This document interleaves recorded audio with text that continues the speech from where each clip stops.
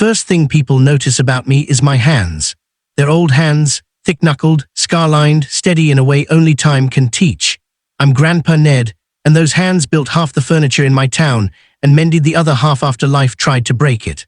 On the morning of my daughter Lily's birthday, those same hands wrapped a gift in brown paper and twine, the way my father taught me when ribbon was a luxury and meaning mattered more than shine. I knew what people would think. They always do. Lily married Mark 5 years ago, a man who believed price tags were proof of love. He drove a car that shone like a mirror and spoke loudly about standards. He had standards for wine, for shoes, for people. He had standards for me too, standards I never seemed to meet. The party was at their house, all glass and chrome, balloons floating like polite lies. Music hummed softly while guests sipped drinks that tasted expensive and empty. I arrived early, as I always do, and set the gift on the table beside towering boxes wrapped in glitter and gold.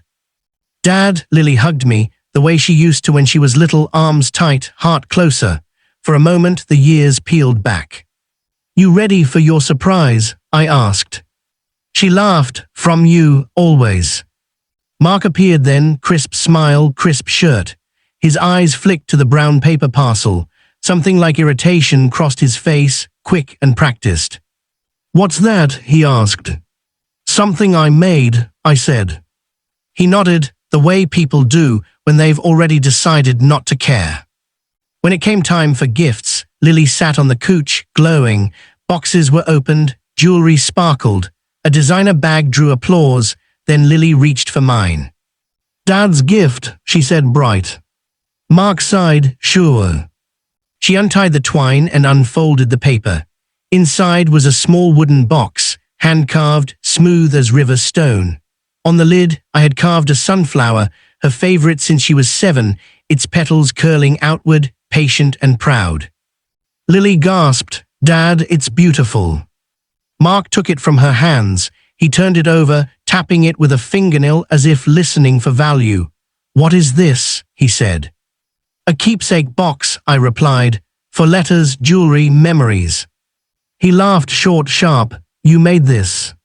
"Yes." He shook his head and raised his voice so the room could hear. "This is trash." Then he walked to the kitchen, lifted the lid of the bin and dropped it in. The sound, wood against plastic, landed heavier than any insult. The room froze. Lily stood, stunned. "Mark, why would you?" "It's embarrassing," he cut in. "My wife deserves real gifts." I felt the heat rise in my chest, old and familiar. But I didn't shout. I didn't plead. I smiled, small and steady, and sat down. "You're right," I said quietly. "She does." Mark smirked, mistaking calm for defeat. What Mark didn't know, what only Lily knew, was that the box wasn't the gift. It was the door. Later, when the party thinned and the music softened, Lily found me on the porch. Her eyes were wet. "I'm so sorry, Dad." I patted the chair beside me. "Sit."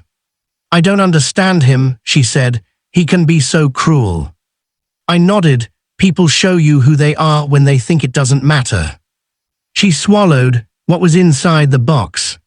"Nothing," I said, "yet." I reached into my coat and handed her an envelope. Her name was written in my careful block letters. She opened it. Inside was a deed. Her breath caught. "Dad, what is this?" "Remember the old sunflower field?" I asked. "The one you used to run through barefoot?" Her eyes widened. "You kept it." "I bought it back," I said. "Took me a while. I wanted it to be yours, free and clear. The box was for the keys." Tears spilled now. "Why didn't you say something?" "Because gifts aren't for shouting," I said gently. "They're for keeping." The screen door creaked. Mark stood there, listening, his face pale. "You bought land," he said, "without telling us." "I bought it for my daughter," I replied, "not for approval." He scoffed, but it sounded thin. "That doesn't excuse." "Mark," Lily said, finding a strength that surprised even her. "You humiliated my father. You threw away something made with love, and you're standing on a porch that exists because of his work." He looked around, suddenly aware of the beams, the joints, the quiet competence holding everything up. "I want you to apologize," she said, "and I want my gift back." Mark hesitated, then he went to the kitchen. The trash bin opened again. This time he reached in. He returned with the wooden box, wiped clean, held out like a fragile truth. "I'm sorry," he muttered. Lily took the box and opened it. I handed her the keys. She placed them inside, closed the lid, and hugged me the way she did when she was little, arms tight, heart closer. "Happy birthday," I said. Later, as the night cooled and the house emptied, Mark approached me alone. "I didn't know," he said. I looked at my hands, then at him. "You didn't ask." He nodded, shame settling where arrogance used to sit. I left that night lighter than I arrived, not because I'd won, but because I'd stayed myself. The next week, Lily sent me a photo. The sunflower field, reborn. In the center, on a small table, sat the wooden box, open, catching the sun. Some people see trash.